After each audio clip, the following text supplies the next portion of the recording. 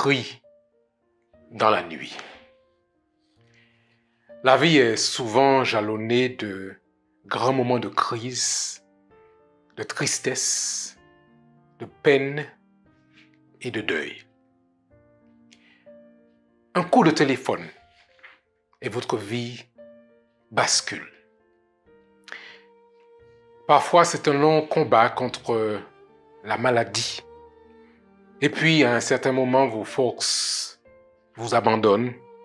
On ne peut plus lutter. On baisse la tête. On capitule devant ce combat inexorable. Et puis, pour les survivants, il reste cette blessure intérieure, profonde, que rien ne peut vraiment combler. Mais en dépit de ce que l'adversaire veut nous faire croire, que c'est notre lot et que nous sommes condamnés à souffrir, condamnés à mourir, il y a, chers amis, une autre perspective. Il y a une autre voie qu'on ne peut pas écarter d'un simple revers de la main. Il y a toujours cette petite voix qui parle à l'oreille et que nous ne pouvons pas faire taire et qui nous dit que le diable est un menteur et le père du mensonge. Mesdames, Mesdemoiselles et Messieurs, mes chers amis, il y aura bientôt un grand cri qui va résonner dans le ciel du monde d'aujourd'hui. Un grand boom interplanétaire qui va mettre à l'arrêt toutes les activités de ce monde. Même le Covid-19, avec sa pandémie et toutes ses contraintes, n'ont rien à voir avec ce qui se passera très bientôt. L'intervention directe, divine, dans le calendrier de l'humanité aura bientôt lieu pour rappeler à tous que c'est Dieu qui est le maître de toutes choses. La voix du Rédempteur retentira du ciel et tout genou fléchira devant sa puissance et devant sa gloire. En effet, selon la déclaration prophétique du livre de l'Apocalypse, il est dit ce qui suit.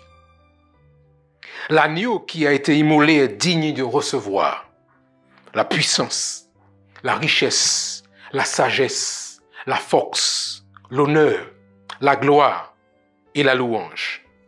Et toutes les créatures qui sont dans le ciel, sur la terre, sous la terre, sur la mer, et tout ce qui s'y trouve, je les entends qui disaient à celui qui est assis sur le trône et à l'agneau soit louange, l'honneur, la gloire et la force au siècle des siècles.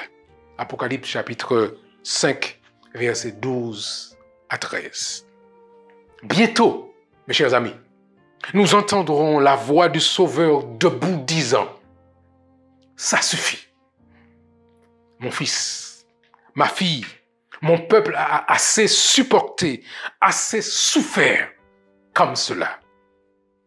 Assez de larmes, assez de pleurs, assez de tristesse, assez de jeunes Africains qui meurent dans la Méditerranée, après que des milliers soient morts avant eux dans l'océan Atlantique pendant ce sinistre marché triangulaire.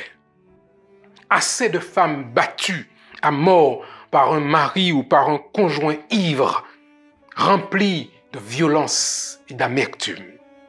Assez d'enfants abandonnés, mourant de faim et de soif, se demandant pourquoi cela leur arrive.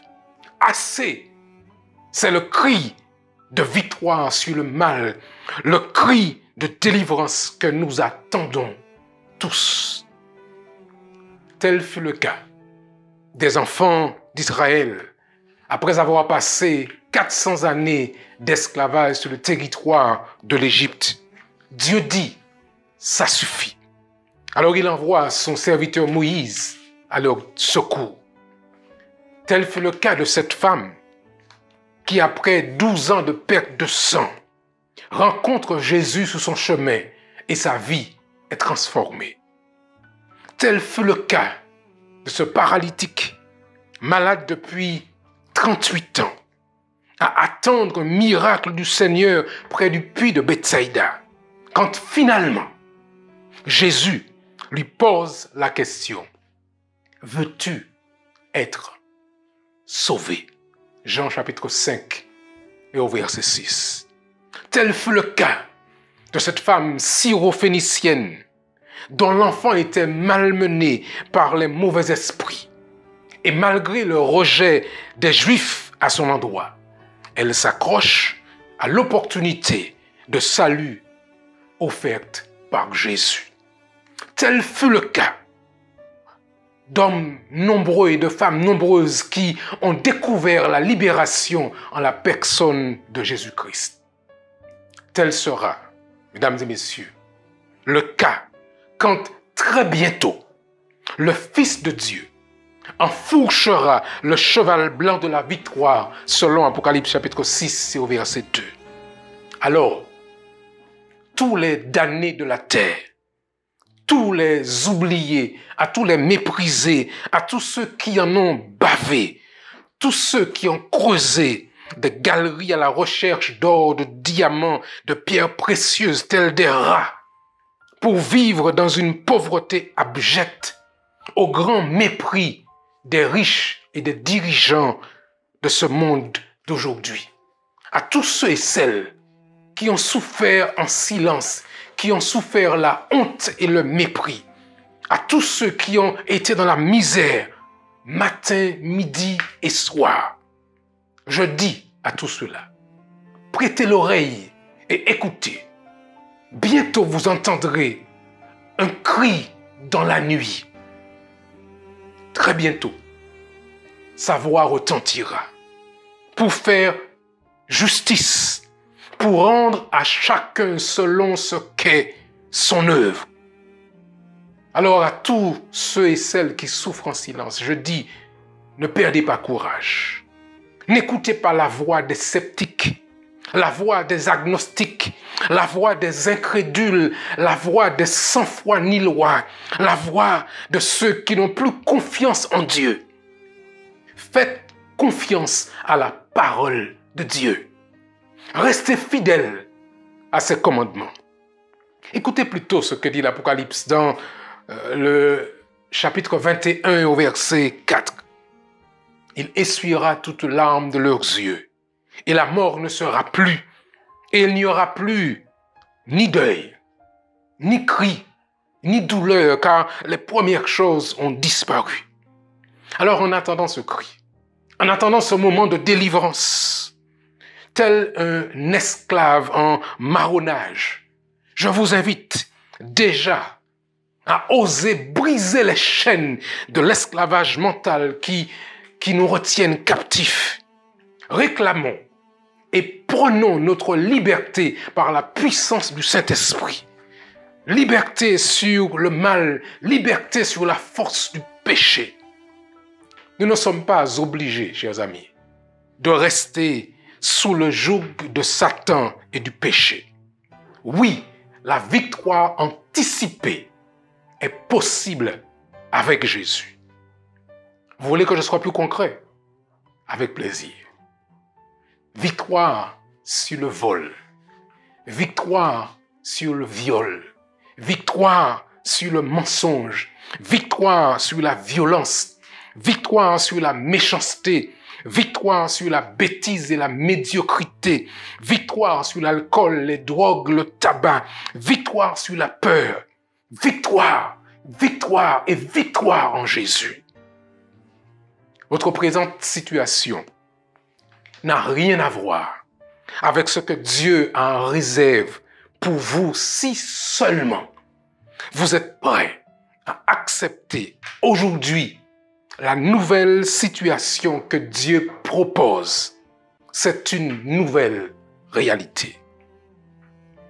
tellement de personnes sont paralysées aujourd'hui par leur histoire et leurs conditions présentes, qu'elles ne s'autorisent même plus à regarder à ce que Dieu est en train de préparer pour elles. La posture de souffre-douleur est devenue leur identité, qu'elles ne peuvent plus se percevoir autrement. Il se trouve, mes chers amis, il se trouve que le discours biblique et le message de Jésus-Christ veut transformer en profondeur cette réalité traumatique si seulement nous arrêtons de le fuir et acceptons sans hésiter le changement qu'il nous propose aujourd'hui, maintenant. Si donc le Fils vous a franchi, vous serez réellement libre, déclare Jean chapitre 8 au verset 36. Nous sommes fils et filles de Dieu, co-héritiers avec Christ, selon Romains chapitre 8 au verset 17. Alors, bientôt, au milieu de la nuit noire, au milieu de la nuit du péché, la voix du Sauveur retentira dans le ciel de ce monde. Mais puisque cette promesse est certaine, il dit à son enfant, à vous et à moi aujourd'hui, résistez au diable et il fuira loin de vous. Jacques chapitre 4, verset 7. Oui, il dit encore, la victoire sur le mal est à notre portée aujourd'hui. Ne pleure pas. Voici le lion de la tribu de Juda a vaincu et est digne d'ouvrir le livre. Bientôt, selon les paroles de l'apôtre Paul dans 1 Thessaloniciens chapitre 4, verset 16 et verset 17, mise en musique au cri de minuit. Quand Jésus viendra sur les nuées nous appeler, tous les morts en Christ seront ressuscités. Et nous qui resterons serons glorifiés. Oui, changés en un instant. Car au cri de minuit, vers lui, nous monterons. Vivement ce jour. Vivement le cri de minuit. Maranatha. Et que Dieu vous bénisse.